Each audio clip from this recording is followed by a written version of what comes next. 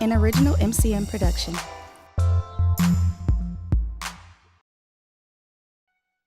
What's going on? What's going on? What's going on? Yeah, what's going on? What's going on? In the meantime, right?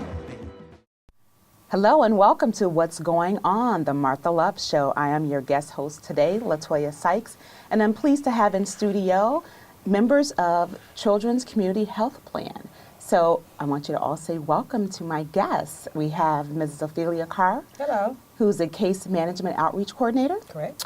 Mrs. Susan DeGraff. Yes. Who's a Case Manager and Registered Nurse. Yes. And Mr. Anthony Hurd, who is an HMO Member and Advocate. Member Advocate.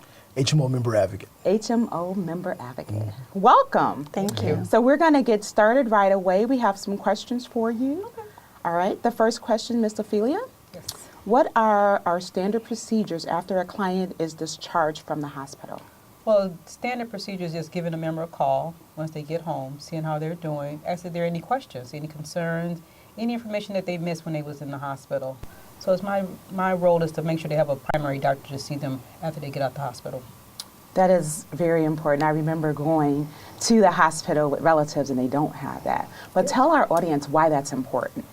It's important because you need to know who's going to take care of you if you get sick again. If you go into the hospital, at least you have a doctor who knows your history, know who you are, have some form of information about what health factors that you may have that they didn't know about before, and just having a doctor to talk to when things come up.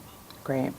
So who is the childless adult population? Our childless adult population are those members or people in the community who did not qualify for the HMO, Children's Community Health Plan, standard plan, who do not have children.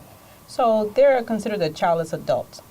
And they have children that's maybe grown or just never had any children. So that's the population that I work with on a daily basis. Okay, great. So how many are in the childless adult population? Roughly about 550 plus people. That's just for March only. So how do you identify this population? Are they self-identified? Like, how does that work? It's identified by the state of Wisconsin, Okay. by the Medicaid system. Okay, great. So how important is it to recognize this population? So I happen to be one of those individuals in this population. Okay. So I really want to know, I want everybody to know, how important it is to you to recognize this population. It's very important. Everybody should have health care. Yes. Everybody should have a good health care system, have a health care provider that listens to them, not just to anybody. So it's very important to make sure you get the right services at the right time. Okay, and how do you engage and follow up with this population? Phone calls, reach out.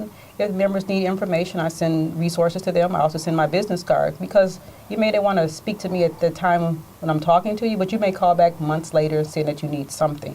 And I always tell members, if I don't have it or I cannot find it, there's a team around me that can answer those questions for me too. Awesome. Thank you, You're Ms. welcome. Ophelia You're from welcome. our Children's Community Health Plan. Thank you. Now to you, Ms. Susan. Yes, ma'am. What is a PNCC? PNCC stands for Prenatal Care Coordination. It's a state benefit that's available to all members of BadgerCare Plus, pregnant women who the program is available through their insurance companies and also through other organizations. Okay. Our PNCC program is called Healthy Mom, Healthy Baby. Okay. So what are the goals of the program? The goals are, the reason we named it Healthy Mom, Healthy Baby, the goals are to assist the member to have a healthy pregnancy. We want them to get to term. We have things that we like to talk about. We like to talk about safe sleep and breastfeeding and having a plan for birth control afterwards. But it is a member-driven program. It's a voluntary program. And so the goals are set together with the member, with the pregnant woman. She gets to set the goals for how she'd like to spend her time with us. Good. How does a pregnant woman get involved? We get lists from the state when a member qualifies, when they are a new enrollee. Okay. A lot of people do not have health insurance or do not have access to an HMO until they are pregnant. Oh, okay. In Wisconsin, virtually every woman who is pregnant qualifies for BadgerCare Plus, and qualifies for this program. Among the other benefits of BadgerCare Plus, they usually have no copays and no deductibles during the pregnancy. Okay. We get a list from the state, therefore, of those members who qualify. We also get letters from OBs, the doctors themselves. We have a process that rewards them for letting us know when they have a member of ours who's pregnant. Okay. They can also contact us directly, and so a member can somebody who is a member of our health plan can call our line directly and enroll in the program. Awesome. So what is the eligibility requirements? If they're eligible for BadgerCare Plus and they are in Children's Community Health Plan, then they almost always qualify for PNCC, for HMHB.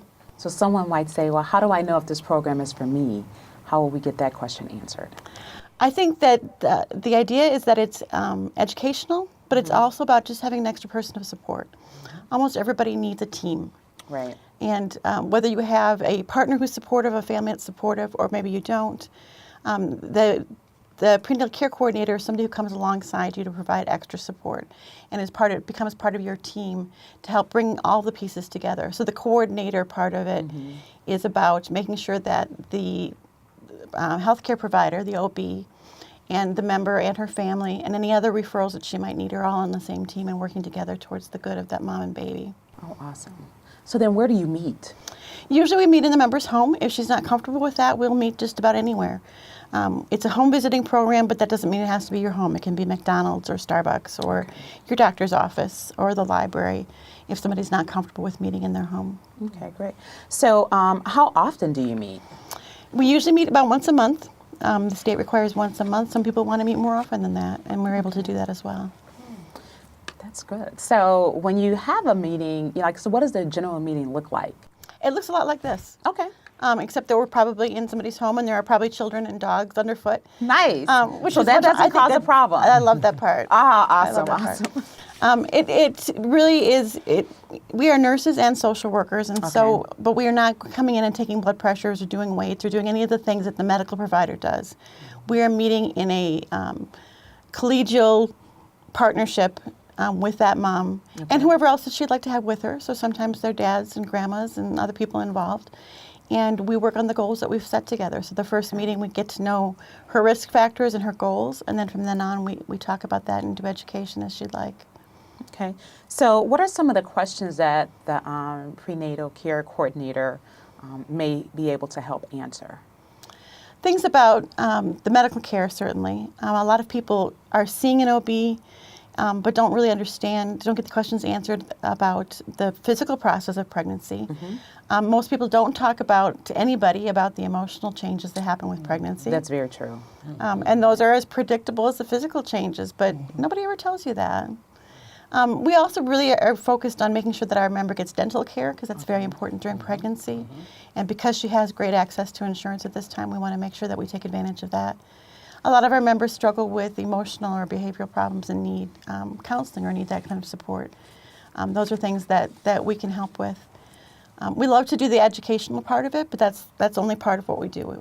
Certainly we can educate everything about normal pregnancy and labor and delivery and breastfeeding and baby care. But also, like I said, the biggest component is that personal support. Great. So if I'm hearing you correctly, my prenatal care coordinator can help me address things like when I should go to the doctor, how will I get to the doctor, like what are signs of labor. Exactly. And any other questions that I have, especially when this might be my first time going through this process.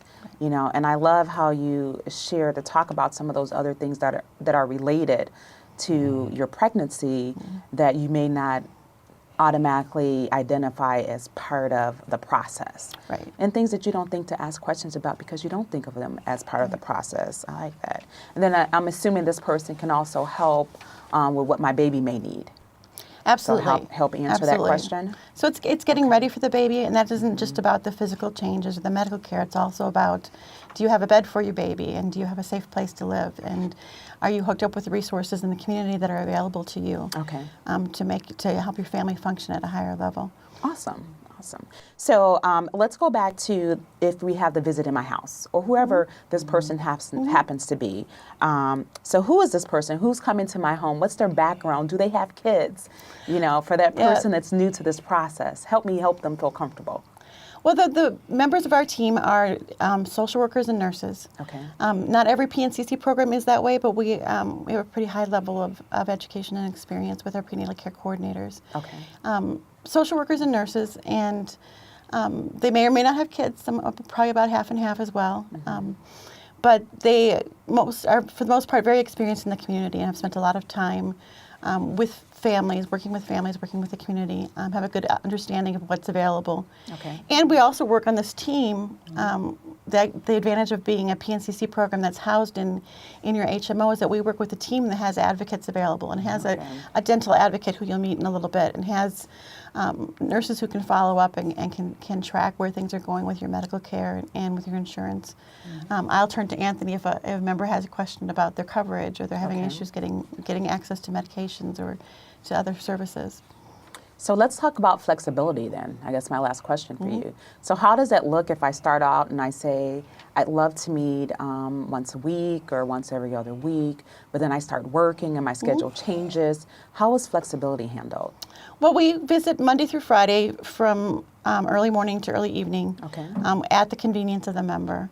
The question sort of also brings up the idea that if somebody got to the point where they could not visit, it just was not practical during that pregnancy, and this has happened for people, we can also do phone visits, and we can meet at the OB's office at the same time you have your appointment, so you can meet something.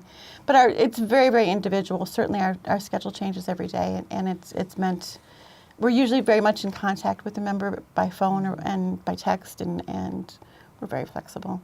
Great.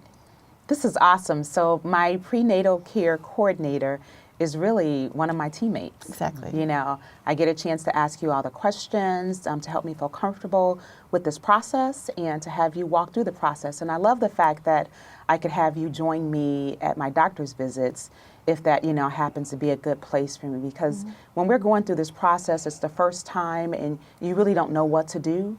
Sometimes having your advocate there where you can go through your questions will help you, one, not forget some of the things that you want to ask, and two, help you follow up with some other questions that you may not already know to ask. So, great. This is great.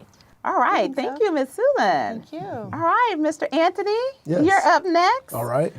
Tell me a little bit about what function does a Children's Community Health Plan play in providing needed resources to the community as well as their target member population? All right. Well, that's pretty much the area that I'm in. My job is to educate the members regarding their medical providers, the medical benefits that they're covered for, how to get their bills paid should they come across some.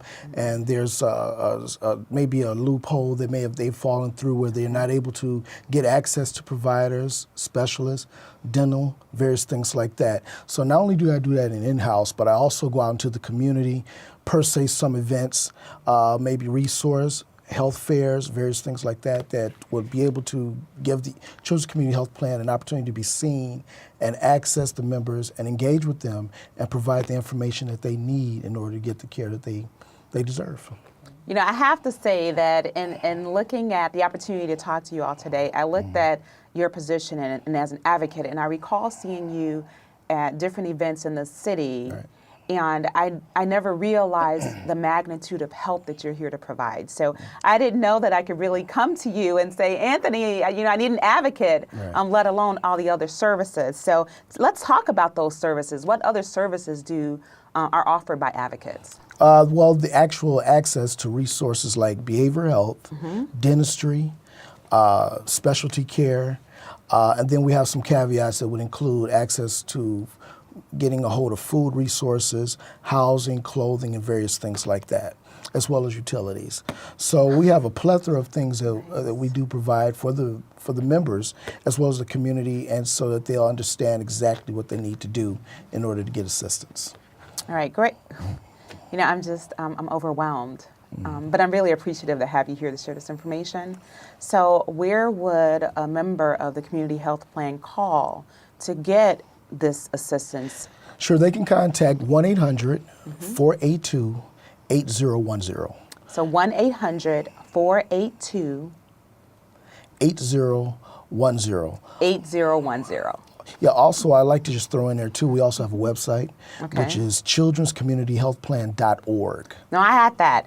Childrenscommunityhealthplan.org. That's Right. childrenscommunityhealthplan.org. Yes, ma'am. Okay, great. And so I can call that number if I'm experiencing dental-related issues. If you're experiencing dental-related issues, you need access to any type of specialist, vision care, behavioral health, anything like that, or if you may have received a bill in the mail that you know you were covered for those dates of service, Okay. you'll be able to contact number, and they'll be able to resource you. And actually, that number will go to all of us. Okay, so what does that mean? It's a connection between the HMO Member Advocates, the PNCC department, as well as Ophelia's department, and then you'll be able to get access to whatever you need. We are all one big team. I know that words keep appearing in our conversation, but it really is true. Children's Community Health Plan is a huge team of resources that we provide and work towards assisting our members. You know, it seems like a novel idea to have Children's Community Health Plan work as a team and to be able to contact one person, and because you're interconnected and you're communicating, you know, have the right person get back to me. So I am very impressed and excited to have a great team come together like that. So how does an advocate help our members, and what role does that person play? Well, it's often one-on-one, and it can be either, if we're in the community, it can be one-on-one, face-to-face. Okay. If we're on the phones, same scenario. Whatever the situation is, again, we can go down the line. If you need a medical provider, I can get you access to that. Okay. If you're having difficulty scheduling an appointment, I can help you with that. If you're having difficulty having a bill paid or having a service approved, I can assist you with that. If you have questions about what is covered and what's not covered under the HMO plan, I can assist you with that. Okay. So what are the business hours you can reach an advocate? 7:30 a.m. to 6 p.m. in the evening. 7:30 a.m. to 6:30 p.m. 6 p.m. in the evening. 6 p.m. in Yes, the ma'am. evening. Okay, great. And then how can a member have access to the providers that is in network with Children's Community Health Plan? They can either check it by way of our email website, or they can give us a call, and we can search them out for them and make sure that the connection is made. Okay, great. So one more question.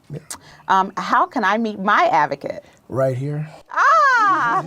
No, actually, we're actually very functional within the community. Like I say, in various resource events, health fairs, resource fairs, employment fair. We're doing them all. We do several of them several times a year. Okay. Okay.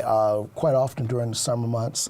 But but you know what? If ever you want to really meet an advocate face to face, you can Yes. give us a call. You can make a connection and come down to our office, and we'll be glad to meet you. Let's get that number one more time. 1-800-482-8010. And the website is Children's Community Health Plan. Thank you for joining us, and thank you all for being here to share this awesome information. Thank you. Thank you for having us. Thank you.